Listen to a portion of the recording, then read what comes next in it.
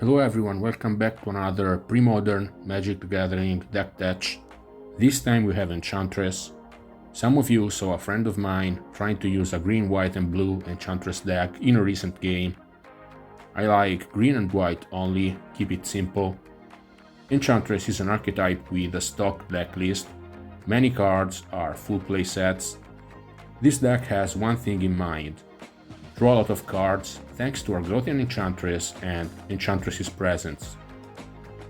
There are many CMC1 enchantments: Wild Growth, Exploration, Mirror's Guile, then Serra's Sanctum. So Wild Growth, Serra's Sanctum and Exploration are going to provide a lot of green and white mana respectively. So yeah, when you get going, this deck can play a lot of cards in just one turn.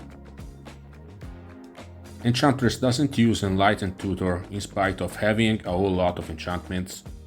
Your tutor is Sterling Grove, which also gives Shroud to your other enchantments, so with 2 copies in play you are safe against spot removals.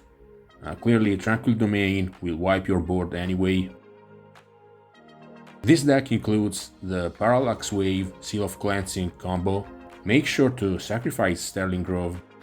Enchantress wins games thanks to Opalescence, and with Replenish you can bring everything back to play from your graveyard. I've seen lists with 1 or 2 copies of Replenish, I like 2. In any case, you're going to struggle against counter magic in game 1, simply because you don't have threats other than Opalescence and Replenish. Yes, some decks use Words of the Wild, but that's not enough anyway. Just Blessing can also help, but again, they have more counter magic.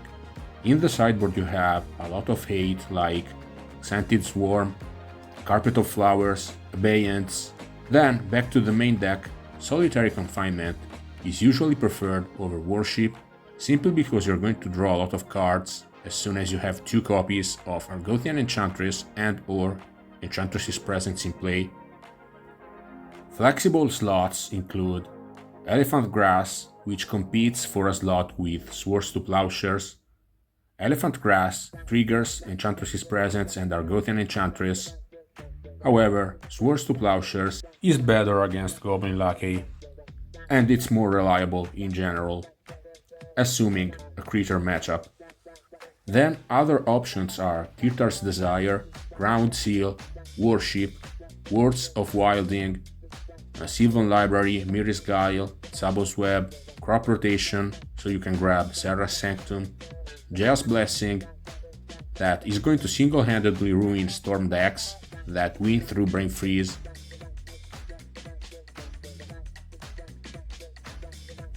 City of Solitude is an option, so you can beat blue decks. I think this is more of a main deck card, because your opponents are going to bring in a null against you, so I'd rather use Abeyance or Scented Swarm, Carpet of Flowers as sideboard cards.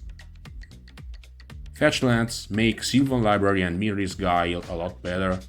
Serra's Sanctum is at its best here, so 3 or 4 copies.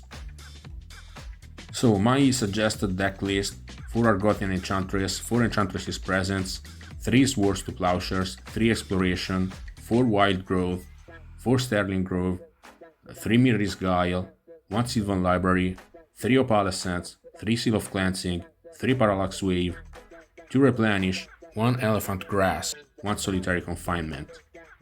21 lands, pretty much the standard for this archetype, either 21 or 22. So 4 Windswept Heath, 2 Wooded Foothills, 3 Brushland, 3 Serra's Sanctum, 7 Forest, 2 Plains. In the sideboard, 3 Scented Swarm, 3 Carpet of Flowers, 2 Aura of Silence, 2 Sacred Ground, 2 Jail's Blessing, 1 Solitary Confinement, second copy, 1 Karmic Justice, 1 Swords to Plowshares, fourth copy. Other options are Spiritual Focus, Circle of Protection Red, Sphere of Law, Worship, Tormod Script. And yeah, Seat of Solitude, Sabo's Web. So yeah, even in this archetype there are some minor choices to be made. Once again, I made my picks. and approximately this is the deck. Thanks for watching.